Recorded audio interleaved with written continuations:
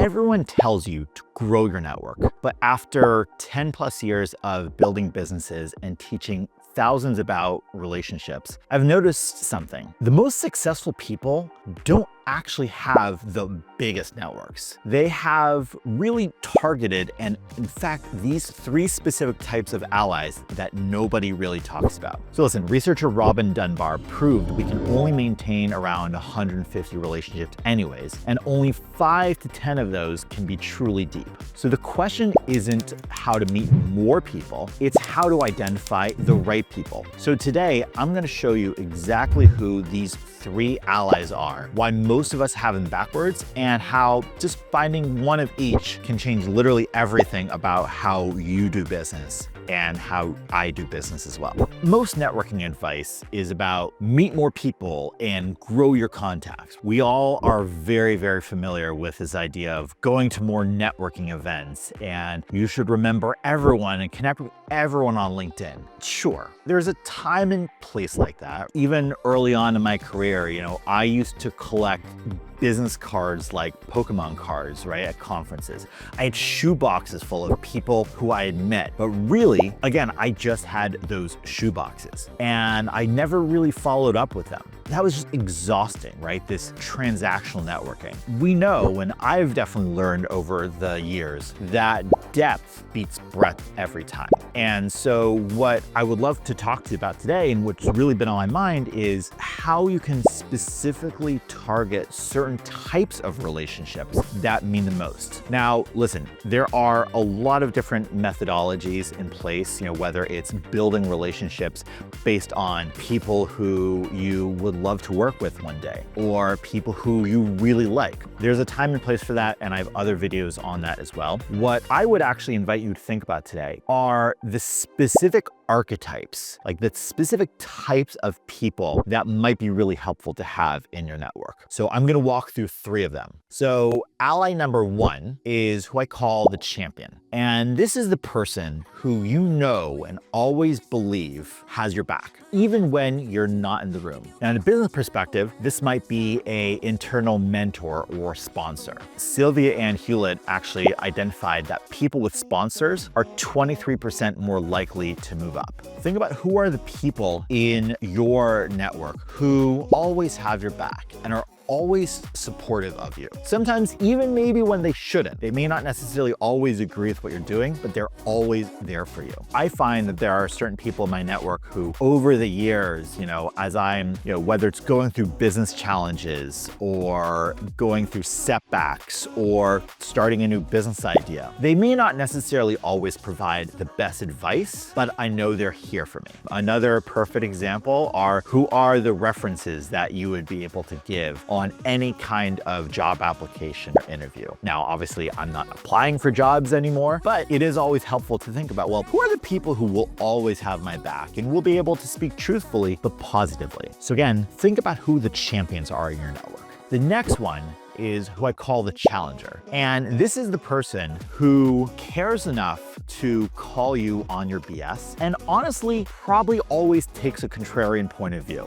You may be familiar with Radical Candor by Kim Scott. This is about people who care personally while challenging directly. Or Google's Project Aristotle. They found that psychological safety means being able to disagree and not necessarily burning the relationship. I can think of a few people, actually one person in particular that, for example, whenever I have a new business idea, he instantly jumps into why it won't work. Now, I remember early on in my career when I was first thinking about different business ideas, having someone instantly poke holes in a business idea, that was really deflating. But now, years later, I realize having people like that is actually critical. Having someone who isn't necessarily just going to, blow hot air at you and always be supportive of you. Yes, they are supportive of you, but they care enough about you to really be critical about your ideas, to pressure test them, to really say, hey, is this the right move for your career? Is applying for the job the right thing? Or is there something else going on? So think about who the contrarian can be in your network, who the challenger.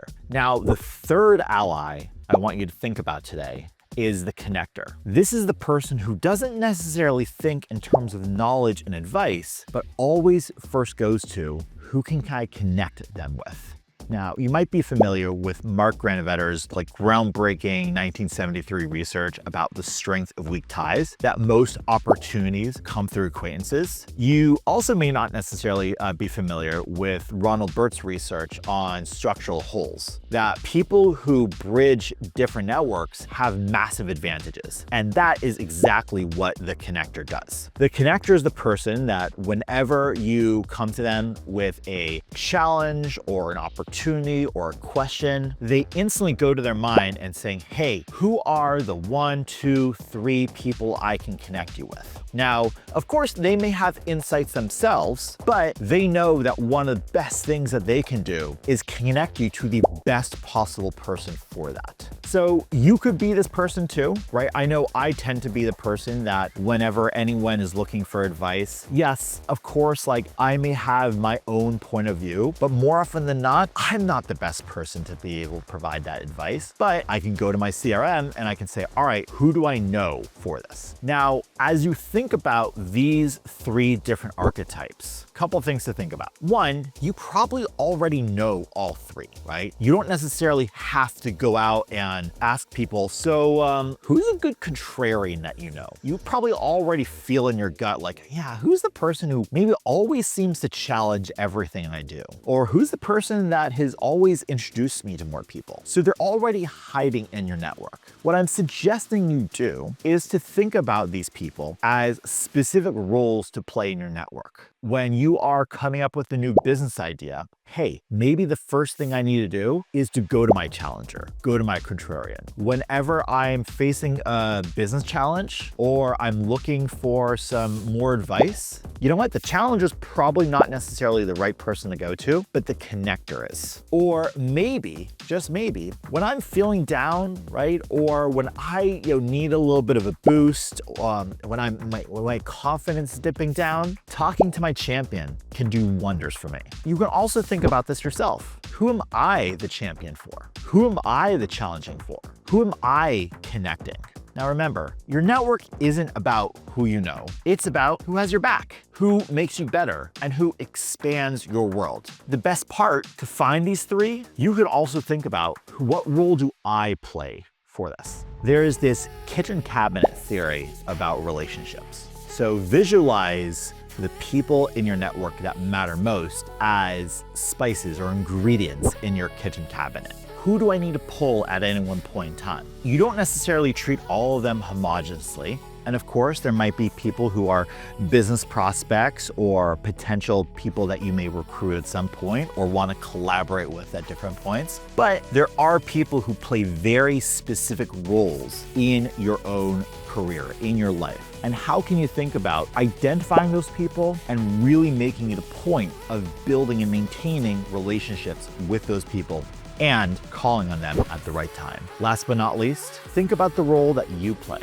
Are you the person that secretly loves to challenge other people's ideas? Then great, do that. Show that you care about them, but say, hey, listen, I believe the best thing I can do for you is to poke holes in the idea. Now, of course, I've had friends for 15 plus years who at this point, I know, they don't even say it, I know that they're gonna tear apart every idea I have. Or maybe you're the person that does have the network, in which case, fine. Don't be afraid to say that, hey, I don't necessarily have the right advice for this, but there are a few people I should talk to. And of course, last but not least, think about maybe being the person that's just in their corner. Now, I gave you 3 specific archetypes that I find really helpful to have in any particular network, in any kitchen cabinet. Which ones do you care about? Think about that, and I'd love to hear from you.